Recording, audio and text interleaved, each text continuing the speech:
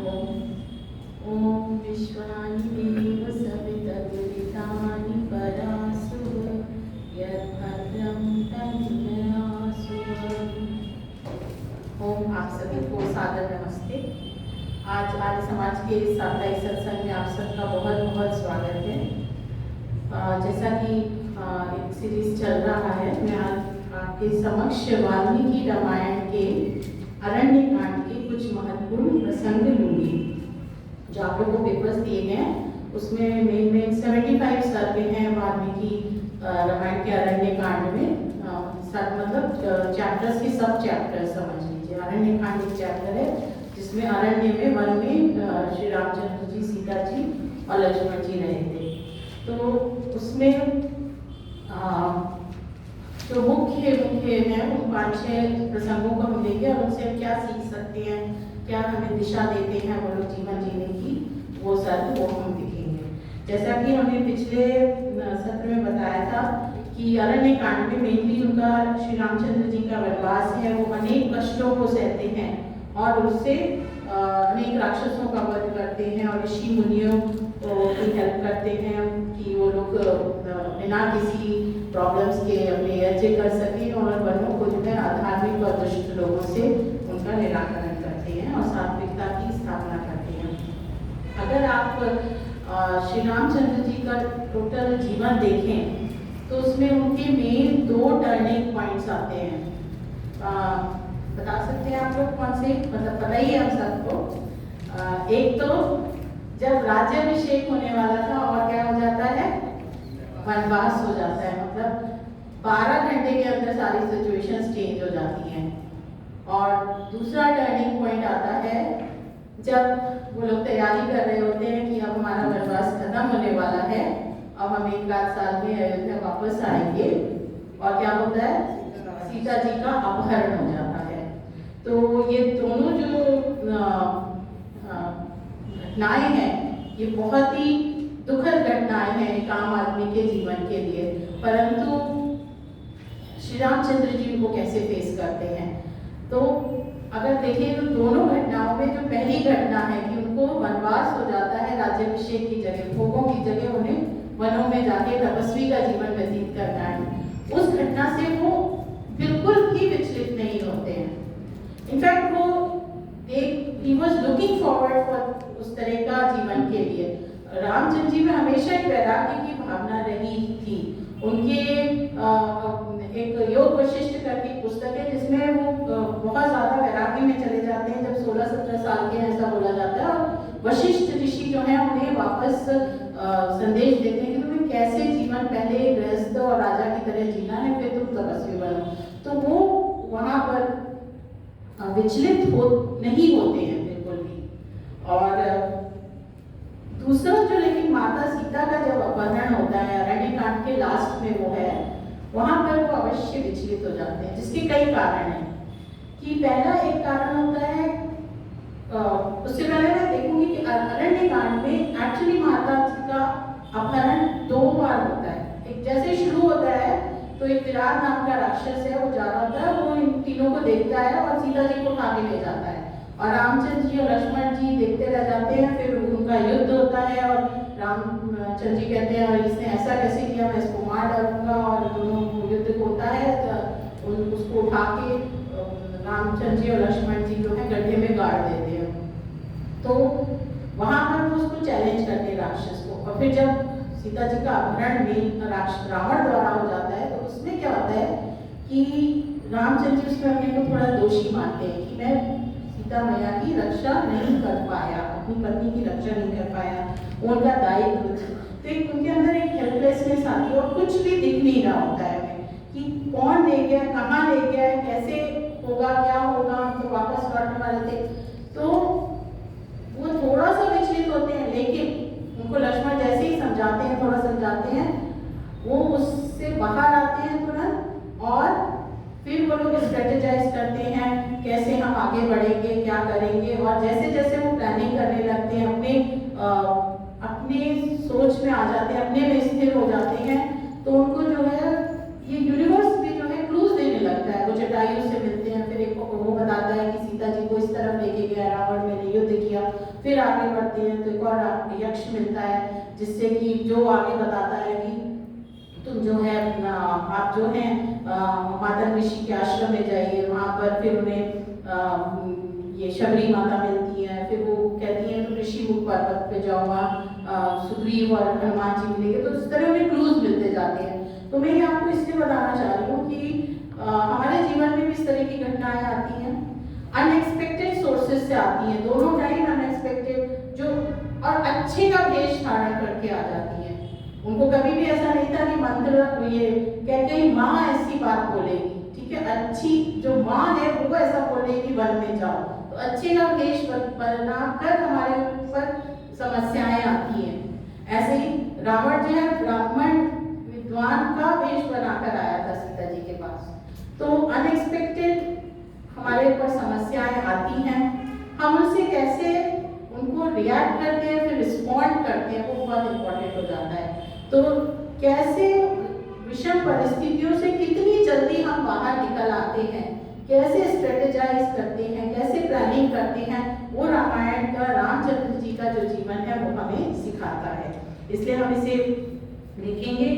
और दूसरा एक जो जब विराट सीता जी को ले जा रहा है तो सामने दिख रही है वो हमें चीज कि वो एक राक्षस ले जा रहा है और हमारे अंदर क्षमता होती है कि हम लड़ लें, लेकिन जब हमारे को कोई समझ नहीं आ रहा है, एकदम अंधेरा छा जाता है कि क्या हो गया, तब देखिए तब हम बहुत हेल्पलेस फील करते हैं, राइट। तो ये दोनों कई सारी ऐसी सिचुएशंस मिलेंगी। हम राम जी के चरित्र को एक बार उनको एक मनुष्य मान के ही सोचें तो हमें वो बहुत शिक्षाएं देंगी कि वो भी दुखी हुए, वो भी प्रसन्न हुए, वो भी रामचंद्र जी भी रोमांटिक पर्सन थे, उन्होंने अपनी वाइफ से उनके जो प्रसंग हैं वो बहुत प्यारे सुंदर से प्रसंग है। तो ऐसा नहीं है कि ईश्वर के लिए हम ईश्वर मान लें, उन्हें मनुष्य मान के अगर उनके जीवन को पूरे एक एक चरित्रों को हम पढ़ेंगे, जैसा कि मैंने पिछली बार बोला था कि हम अगर वन इधर 10 और इधर +10 एक -10 ये मान के चलें, तो रावण अगर -10 था, रामचंद्र जी +10 थे, तो उस ग्राफ में हम अपने को भी समझ सकते हैं हम कब किस पॉइंट पे होते हैं, हम कब कैसे व्यवहार कर रहे होते हैं, हम उसे कैसे सुधार सकते हैं। और रामचंद्र जी का जो चरित्र है उसको हम अगर अपना कंपास मान के चलेंगे ना, तो हम कभी भी गलत राह पर नहीं जाएंगे। तो ये तो अरण्यकांड की बात हुई। अब होता है कि रामचंद्र जी का ही चरित्र क्यों पढ़े, राइट। वो तो करीब शायद 39 वंशज थे, अपनी जो वंशावली है उसमें बहुत बड़े बड़े राजा हुए, काकुस्थ, रघु, आपके भागीरथ, दिलीप, ऐसे बहुत सारे राजा हुए। भागीरथ तो पूरी गंगा जी को यहाँ पे लेके आए हैं धरती पर, कहते हैं। अब उसको हम दूसरे उसमें लें तो एक बहुत बड़ा इंजीनियरिंग प्रोजेक्ट शायद किया गया होगा, जो जनरेशनल इंजीनियरिंग प्रोजेक्ट था। तो इतना बड़ा प्रोजेक्ट हुआ कि गंगा हिमालय से इधर इस साइड लाई गई। तो इस तरह के राजा हुए हैं। और पूरे रामायण, वाल्मीकि रामायण में राजा रामचंद्र जी की हिस्ट्री तो वैसे बताई ही नहीं गई है कि उन्होंने कहाँ से कहाँ राज्य किया, किस समय से किस समय राज्य किया, ये तो बताया ही नहीं गया। जब वो इनफैक्ट राजा बने तो रामायण खत्म हो जाती है, स्टोरी खत्म हो जाती है। तो स्टोरी क्यों बनाई गई है? तो इसलिए ही बनाई गई है कि हम इसे पढ़ें और उसको समझ के उस पर हम आगे बढ़ सकें कि कैसे क्या राह हमें देखनी है। तो यजुर्वेद का एक पहले अध्याय का 5वां मंत्र है, मैंने शेयर भी किया था, आप लोग सबका बहुत जाना पहचाना मंत्र है। उसको आइए हम सब एक साथ बोलने का प्रयास करें। अग्ने व्रतपते व्रतम चरिष्यामि तच्छकेयम तन्मे राध्यताम इदम अहम अन्वितात् सत्यम उपमैमि। उपैमि, उप प्लस एमि, उपैमि। तो अग्नि व्रतपते, ये ईश्वर को संबोधन है कि हे अग्नि व्रतों के स्वामी। तो अग्नि जो है आगे ले जाता है, प्रकाशक होता है। तो हम क्या चाह रहा है इसमें साधक कह रहा है कि हे ईश्वर, मैं सत्य के पथ पर चलना चाहता हूँ, चलूंगा। आप मेरे इस सत्य के व्रत को सिद्ध करने में मेरी मदद कीजिए, हेल्प कीजिए। तो जब हम सत्य का आचरण को मांग रहे हैं, प्रकाश को मांग रहे हैं, व्रत को मान रहे हैं तो हम ईश्वर को भी कैसे संबोधित कर रहे हैं, उनके उन गुणों से कर रहे हैं जो उस गुणों को चरितार्थ करता है। तो ये सब बातें बहुत छोटी छोटी लगती है, लेकिन देखिए कि हमारे वेदों में, हमारे चाहे वाल्मीकि रामायण में कितना हाई क्वालिटी का कंटेंट है, इसको कब कैसे संबोधित, गीता में भी कृष्ण जी अर्जुन को जो भी संबोधन कर रहे हैं उस समय के क्या चाहिए उसके अनुसार संबोधन कर रहे हैं।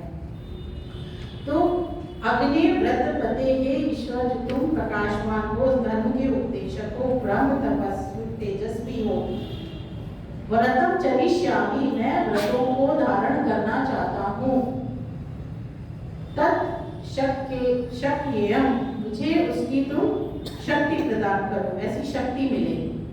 तत् में राध्यता, मेरा वह व्रत राध्यता हो, सिद्ध हो, राधा बोलते ना उसका अर्थ होता है कि सिद्धि हो, सिद्ध हो। इदम अहम अनृतात्, इदम आज अहम मैं, अनृतात् झूठ से, असत्य से कहाँ हटूं, सत्यम उपैमि, मैं सत्य को उपपास प्राप्त करूं। तो कह रहे हैं कि मेरा ये प्रण है कि मैं सत्य को प्राप्त करूं। ये साधक की इच्छा है, हम सब की ये इच्छा होती है कि हम सत्य को प्राप्त करें, हम उसके लिए ईश्वर से सहायता मांगते हैं, उससे कृपा मांगते हैं। तो श्री रामचंद्र जी भी ऐसे ही एक साधक थे। किष्किंधा कांड में रामचंद्र जी सुग्रीव से कहते हैं, देखिए आपके मापे में जो दिया है उसमें आता है, मैं इसलिए संस्कृत का ये सब श्लोक देना चाहती हूँ जिससे हमारे संस्कार बने, हम इनको देखने में डरे ना, हम पढ़ें। संस्कृत बहुत आसान भाषा है, हम सब सीख सकते हैं। अनृतम न उक्तम पूर्वम, अनृतम झूठ को न उक्तम न बोला है, पूर्वम पहले, में मैंने, ना च बख्शे कदाचन, ना मैं आगे कभी बोलूंगा झूठ को। एतत् प्रतिजानामि, ये मेरी प्रतिज्ञा है। सत्येन एव च ते शपामि अहम्, मैं सत्य का ही पालन करूंगा, मैं ये प्रतिज्ञा करता हूँ, मैं तुमको बोलता हूँ। सुग्रीव जी को जब उनकी उनसे फ्रेंडशिप हो रही है, वो लोग एक जैसे कहना चाहिए ट्रीटी होती है उनके बीच में कि मैं वाली को मारूंगा और तुम जो है मेरी सीता की खोजने में और सहायता करना, लक्ष्य जरूरत पड़ी तो रावण से युद्ध भी करना। तो वो वचन दे रहे हैं कि मैं सत्य का ही, धर्म का ही पालन करूंगा। तो श्री रामचंद्र जी किस पे चलने वाले व्यक्ति थे? उन्होंने इससे पहले किससे सहायता मांगी होगी? ईश्वर से मांगी होगी। तो ऐसे ही आप देखिए क्या पूरा रिलेशन मिलता है हमें, 1 to 1 अगर हम ढूंढें तो हर श्लोक जो है वेद के किसी न किसी मंत्र से कनेक्ट हो जाएगा किसी तरह। तो अगर हम श्री रामचंद्र जी का पालन करना चाहते हैं उनके उसका, तो हम ओरिजिनल सोर्स अगर वेद को भी देखें तो उससे हमें बहुत ज़्यादा शक्ति मिलेगी, प्रेरणा मिलेगी, मार्गदर्शन मिलेगा। लेकिन क्या होता है कि क्योंकि हमें वो कठिन लगते हैं और स्ट्रेट फॉरवर्डिंग लगता है ये पालन नहीं हो सकता, तो कहानियों के द्वारा और श्री रामचंद्र जी आदि के चरित्रों के द्वारा जब हम स्टोरी पढ़ते हैं तो हमको लगता है ये पालन कर सकते हैं। तो हमने पिछले वाले एपिसोड में देखा था कि किस प्रकार जो सीता जी हैं, सीता और रामचंद्र जी के बीच एक संवाद होता है कि जैसे ही वो दंडकारण्य में प्रवेश करते हैं तो सीता जी देखते हैं कि ये तो तपस्वी भी बने और साथ में क्या नहीं है, धनुष बाण लिए हुए। तो उनको थोड़ा लगता है कि कहीं मेरे पति जो है धर्म के मार्ग से हट तो नहीं जाएंगे, तपस्वियों को शोभा नहीं देता कि आप शस्त्रों को धारण करें। और क्योंकि क्या होता है किसी भी चीज के, चाहे वो जड़ चीज भी हो, अगर वो हिंसक है, कुछ जो गलत है, तो हम अगर उनके पास होंगे तो हमारे अंदर भी वो गुण आने लगते हैं। इसलिए हम कहते हैं ना कि तामसिक फूड नहीं खाना चाहिए। क्यों नहीं खाना चाहिए? हमारे अंदर तामसिक गुण होते हैं। तो इस तरह वो भी घबराती है। लेकिन जो रामचंद्र जी फिर उन्हें समझाते हैं कि ऐसा नहीं है, मेरा कर्तव्य है कि ऋषि मुनियों की मेरे को रक्षा करना है और तुम परेशान नहीं हो, मैं जो है ये शस्त्रों को धारण करके भी अपने अंदर हिंसक गुण नहीं लाऊंगा, तपस्वियों की भांति ही रहूंगा। तो उसमें हमारी को कई सारी सीख मिली थी और एक इम्पोर्टेंट पॉइंट ये मिला था कि श्री रामचंद्र जी, सीता जी, लक्ष्मण जी ने पूरे वन में जितने देर वो रहे तपस्वियों का जीवन जिया।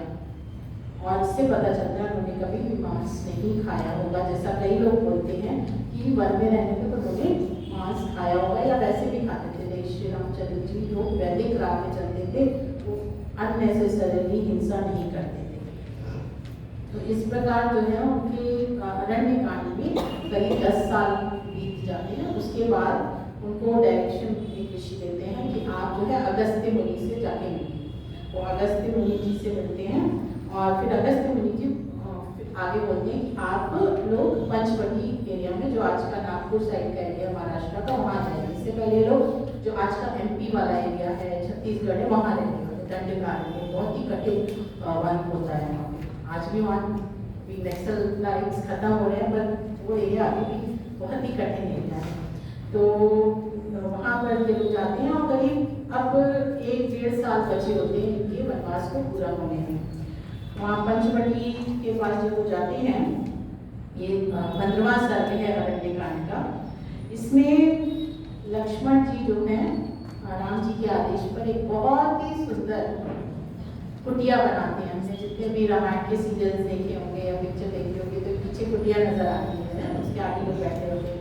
तो वो जो कुटिया है वो श्री लक्ष्मण जी बनाते हैं अपने हाथों से। इतना सुंदर अच्छा वर्णन है कि शमी के वृक्ष, बैम्बू, मिट्टी, कुश, घास आदि से धरती को समतल कर उसे दीवार, खंबे, छत आदि से बड़ी सुंदर एक कुटिया बनाते हैं, पर्णशाला इसे कहते हैं।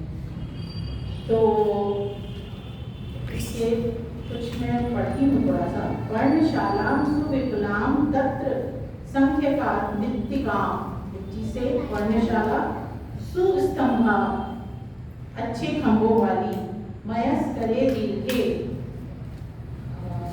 मयस करे बैम्बू से, शोभनाम बहुत ही सुंदर, शमी शाखा भी सारी शमी की शाखाओं से, शमी वृक्ष की, आस्तीर्य को फैलाकर, दृढ़ पाशाब अपाशीताम इसको रोप से बांधकर, कुशका शरय कसा और कुशा की जो घास है उससे, पढ़ने लीफ से, समीकृत तलाम जो एरिया है उसको समतल करके, यदि ऐसे उन्होंने दिया है कि रामचंद्र लक्ष्मण जी एक कुटिया बनाते हैं। हमें पता चलता है कि लक्ष्मण जी के अंदर ये सब गुण थे, इंजीनियरिंग गुण थे। वो जल्दी ये सारे कार्य कर देते थे और फटाफट एक कुटिया बना देते हैं। और जैसे कि खाली कुटिया बनाना ही एक चीज नहीं था, किस जगह का चयन करना है, पास में गोदावरी नदी हो जिससे कि पानी आने की व्यवस्था हो सके, वो लोग सुबह शाम जो भी अपने नित्य कर्म है वहाँ जाके कर सके, पास में कोई हिंसक पशु पक्षी ना आते हो, खाली अहिंसक पशु पक्षी आए, सुंदर वातावरण हो, ऐसे फल फूल मिले, कंदमूल पास में मिले, जिस तरह का जगह ढूंढते हैं। तो वाल्मीकि रामायण में आप देखिए जगह जगह पर जो पूरा श्री रामचंद्र जी की अयोध्या से लेकर लंका तक की यात्रा है, उसमें पूरा भारत का ज्योग्राफिकल मैप मिलता है।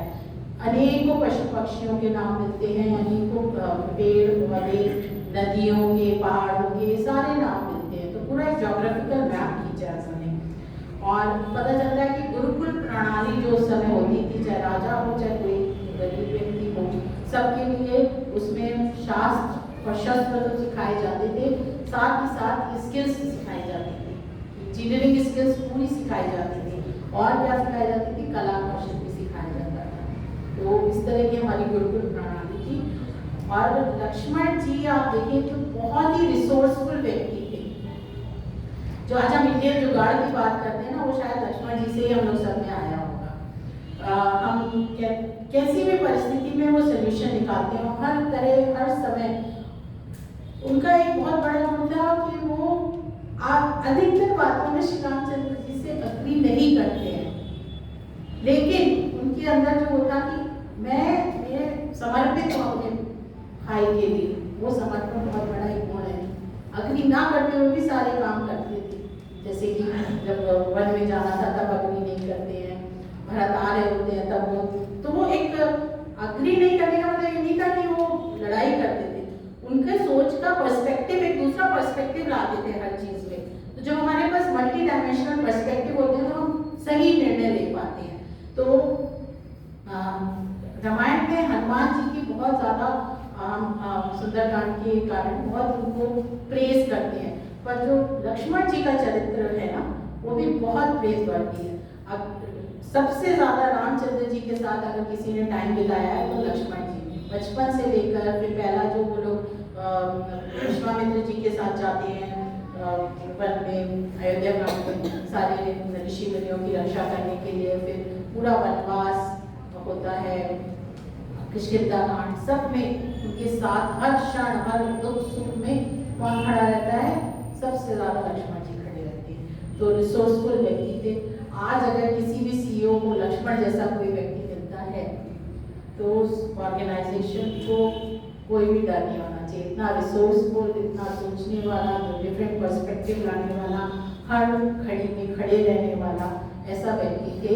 आज हम अगर ढूंढना चाहते हैं ना अपने लिए कोई एम्प्लॉय, तो हमें उसको लक्ष्मण जी को ढूंढना चाहिए।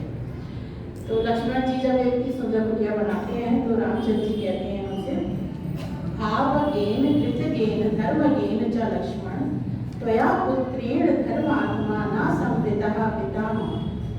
कि लक्ष्मण जी आप आवगेन है, नोअर ऑफ फीलिंग्स है, कृतगेन है, ग्रेटफुल है, धर्म गेन है, नोअर ऑफ ड्यूटी है, धर्म को जानते हैं। आप ऐसे आपके ऐसे जो चरित्र मुझे दिख रहा है उसके कारण मैं मानूंगा कि मेरे पिता की मृत्यु नहीं हुई। मतलब आप मेरे पिता की ही प्रतिमा हो, सामने मुझे दिख रहे हो। इस तरह का बहुत ही भाव में आके रामचंद्र जी लक्ष्मण जी से ये बात करते हैं। तो ये तो हुआ सर्ग 15 कि कैसे कुटिया बनाते हैं लक्ष्मण जी। उसके बाद ये लोग सुखपूर्वक वहाँ पर बहुत अच्छे से पंचवटी में रहते हैं, बहुत अच्छा समय व्यतीत होता है। तो उसी समय में एक बहुत ही सुंदर विवरण है कि जो विंटर्स है वो आ रही है, शीतकाल शुरू हो रहा है, शीत का वर्णन है। ऋतुओं का भी वर्णन वाल्मीकि जी ने 6 ऋतुओं का हर किसी न किसी कांड में बहुत सुंदर वर्णन किया है। तो इस समय शीतकाल है, सुबह सुबह आप समझ लीजिए नवंबर दिसंबर का महीना है और सर्ग 16 की हम बात कर रहे हैं और सूर्य जो है दक्षिण की ओर चलना शुरू हो गया है, जो आज अभी समय चल रहा है। हमने छठ बनाई है काफी कुछ दिन पहले, जिसमें नदी में आप पानी में जल में स्नान करते हो। तो इस समय जो सूर्य की किरणें हैं वो जो है उनकी क्षमता धीरे धीरे कम हो रही है। और छठी का जो मैंने कुछ थोड़ा पढ़ा कि छठवें दिन क्या होता है कि मून का जो 6th डे है, मून राइज जो होता है वो एक्चुअली सायंकाल में शुरू हो जाता है, इवनिंग में ही शुरू हो जाता है। और मून और सन की जो एनर्जीज है इस समय इक्वल सी होती है। और ठंड के समय जो सन जो है कम होने लगता है, तो बहुत ही तपस्या के लिए, सोचने के लिए, अपने रिफ्लेक्शन के लिए, मेडिटेशन के लिए और शारीरिक क्षमता भी हमारी बढ़ती है इस समय। आप देखिए जितने एनर्जाइज आप इस काल में होते हैं, दशहरा के समय, इस समय वो पूरे साल भर में आप उस समय नहीं रहते हैं। तो इसमें करीब जो 16वां सर्ग है शीतकाल का जो वर्णन है उसमें एक छोटा सा और एपिसोड है वो मैं लूँगी। तो इस समय श्री राम ये शीतकाल शुरू हो रहा है। इसमें 43 श्लोक हैं जिसमें से आधे श्लोक शीतकाल का वर्णन करते हैं, आधे श्लोक एक छोटा सा एपिसोड है उसका। तो शीतकाल के समय वाल्मीकि जी कह रहे हैं कि जो सन है वो साउथ की ओर चला गया और नॉर्थ की दिशा कैसे हो गई है, मानो एक स्त्री है जिसके माथे पे ना टीका नहीं है। इतनी सुंदर सुंदर उपमाएं हैं, इतनी सुंदर सुंदर मतलब आप पढ़ो ना तो अगर किसी को साहित्य में इंटरेस्ट है बहुत मजा है। दूसरा वो कहते हैं कि सन जो है बहुत दूर होराइजन क्षितिज पे हो रहा है और जो सूर्य है और चंद्रमा है मानो दोनों की जो वो एक से ही लग रहे हैं, सूर्य चंद्रमा एक से ही लग रहे हैं क्योंकि सूर्य का तेज जो अभी कम हो गया। आज देखिए आप बाहर कैसा मौसम है। और फिर नदियों का वर्णन है कैसे उसके ऊपर ओस घासों पे ओस छाई है, नदियों पे कैसे कुहासा है। हाथी जो है जैसे ही नहाने का प्रयत्न कर रहा है अपना पैर जो है जल में रखता है और बाहर निकाल लेता है। इस तरह का बड़ा सा सुंदर सा हंसी भी डाली है उन्होंने, मनोरंजन भी डाला है। तो ये लोग तीनों जा रहे हैं गोदावरी के तट पे, जाड़े की धुंध है, स्नान करने के लिए प्रातःकाल। तो जाते जाते क्या होता है, श्री लक्ष्मण जी जो हैं वो भरत जी का उन्हें स्मरण आ जाता है। आप देखोगे सुबह सुबह हम इस मौसम में उठते हैं तो आप पुरानी बातें याद करने लगते हो, राइट। तो लक्ष्मण जी का अपने तो लक्ष्मण जी को याद आता है। वो कहते हैं कि भरत जी भी जो है सरयू तट पर गए होंगे। मैं इसमें थोड़ा सा इसको पढ़ती हूँ। तो कहते हैं कि श्री रामचंद्र जी, पुरुष सिंह श्री रामचंद्र जी इस समय धर्मात्मा भरत आपके लिए बहुत दुखी हैं और आप में भक्ति रखते हुए नगर में ही तपस्या कर रहे हैं। हम लोग तो वन में हैं, वो नगर में रहकर तपस्या कर रहे हैं।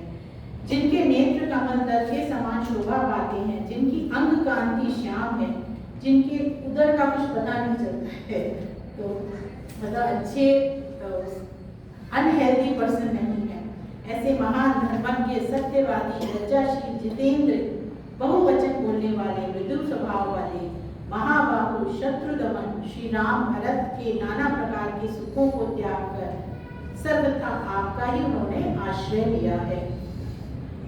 आपके भाई महात्मा भरत ने निश्चय ही स्वर्ग लोक पर विजय प्राप्त कर ली है, क्योंकि वे भी तपस्या में स्थित होकर आपके वनवासी जीवन का अनुसरण कर रहे हैं।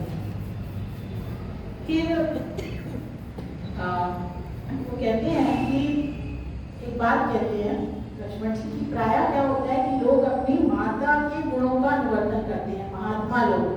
ऐसी कुछ सोच होगी कि जो माँ के अच्छे गुण हैं वो लोगों में आते हैं, महात्मा लोगों में, पिता के कम आते हैं। तो इस लौकिक उक्ति को भरत जी के लिए वो रिलेट करते हैं। कहते हैं कि भरत जी ने इससे जो है मिथ्या साबित कर दिया है। फिर वो कैकेयी के बारे में बोलने लगते हैं कि राजा दशरथ जिनके पति हैं और भरत जैसा साधु उनका पुत्र है, वह माता कैकेयी ऐसी क्रूरता पूर्वक दृष्टि वाली कैसे हो गई। माता कैकेयी भी अपना मुख बोलने लगती कि कैसे ऐसी होगी जिनका पुत्र इतना बड़ा साधु है और इतने बड़े महात्मा राजा दशरथ उनके पति हैं।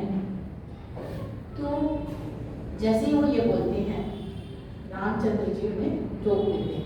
अब मुझे नहीं पता ये एपिसोड ऐसा का ऐसा ही हुआ होगा, ये एक जो उनके चरित्र हैं उन पे आधारित वाल्मीकि जी ने लिखा है ऐसा।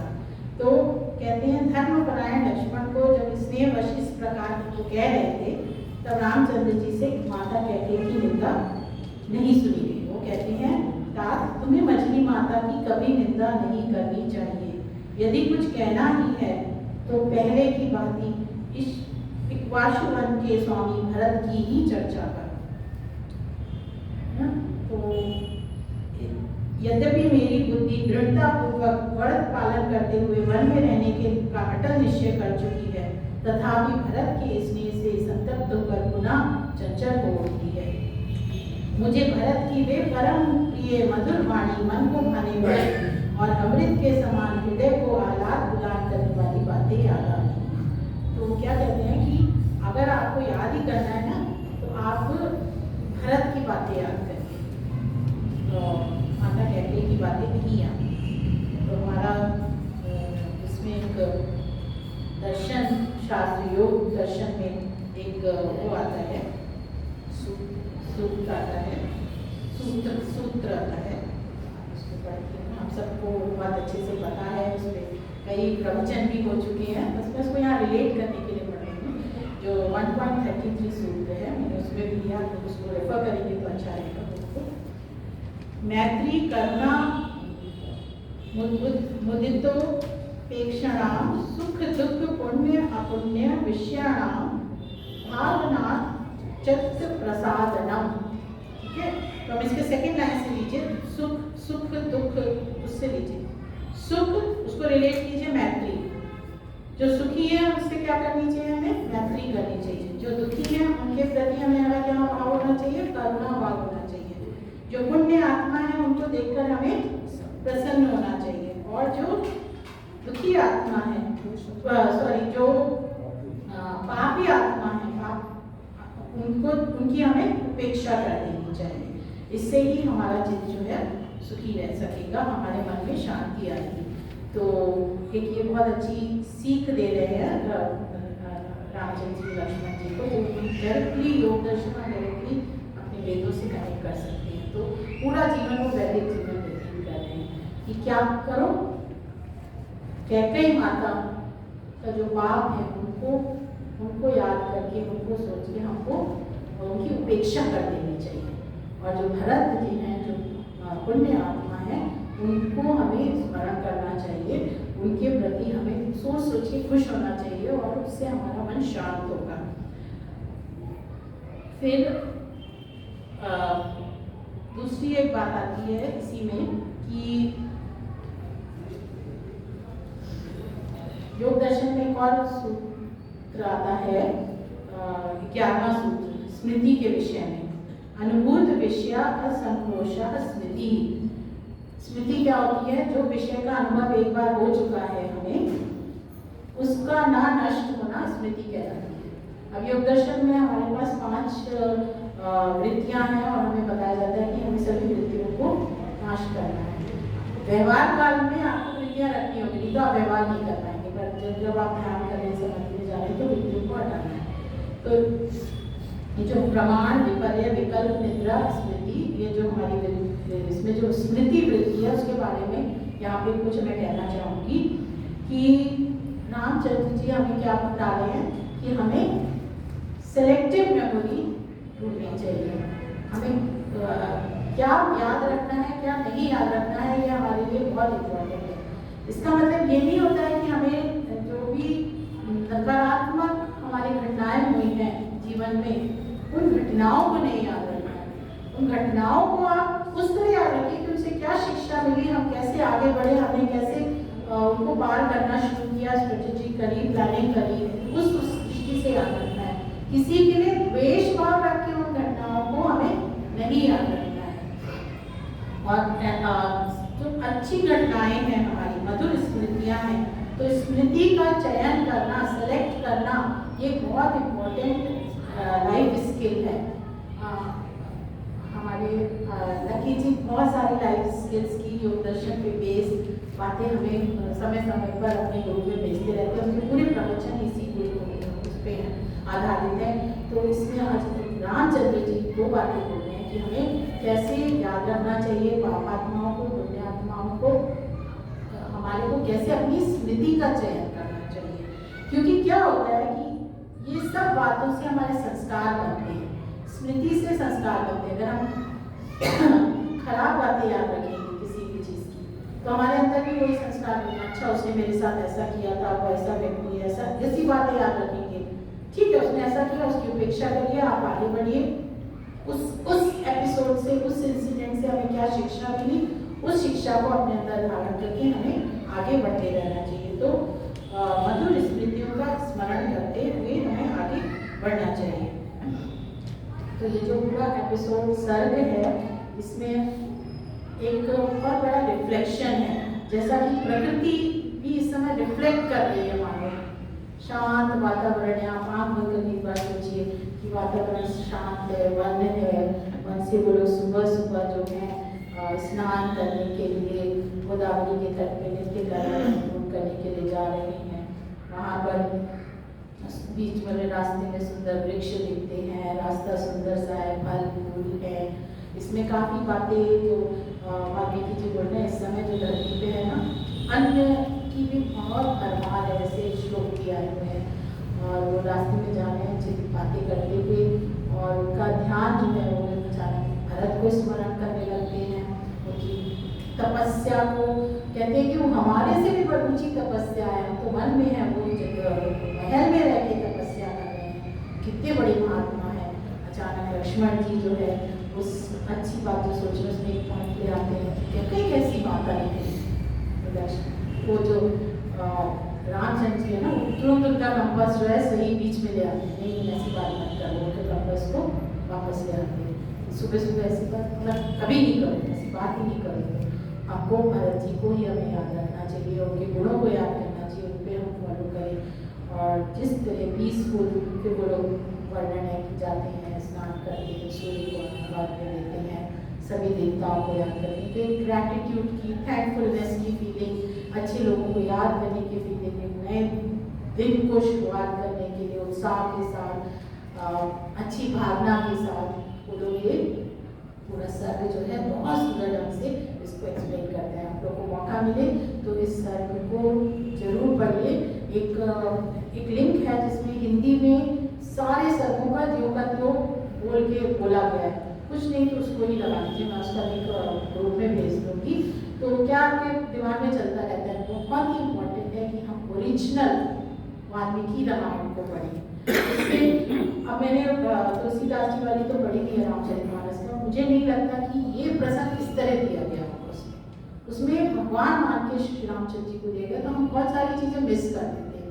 आप ये पूरा एपिसोड देखिए तो ये पूरा एपिसोड हमारे जीवन में घटता है। हम कई बार जब सब वेकेशन पे जाते हैं, है ना, पहाड़ पे जा रहे हैं, यहाँ जा रहे हैं, हम बातें कर रहे हैं, सुबह ट्रैकिंग कर रहे हैं और हम फिर गलत बात करने लगते हैं। हम सही बातें करें, सही राह पे चलें, इस तरह का बहुत ही सुंदर वर्णन आ गया है। और जब आज मैं प्रार्थना पढ़ रही थी तो उसमें है, धैर्य हृदय में वीरता सबको दो करना। श्री रामचंद्र जी के अंदर धैर्य हृदय था, वीरता थी, उसी तरह का धैर्य हृदय वीरता ईश्वर हम सबको प्रदान करे। इसी के साथ आप सबने मुझे सुना, बहुत बहुत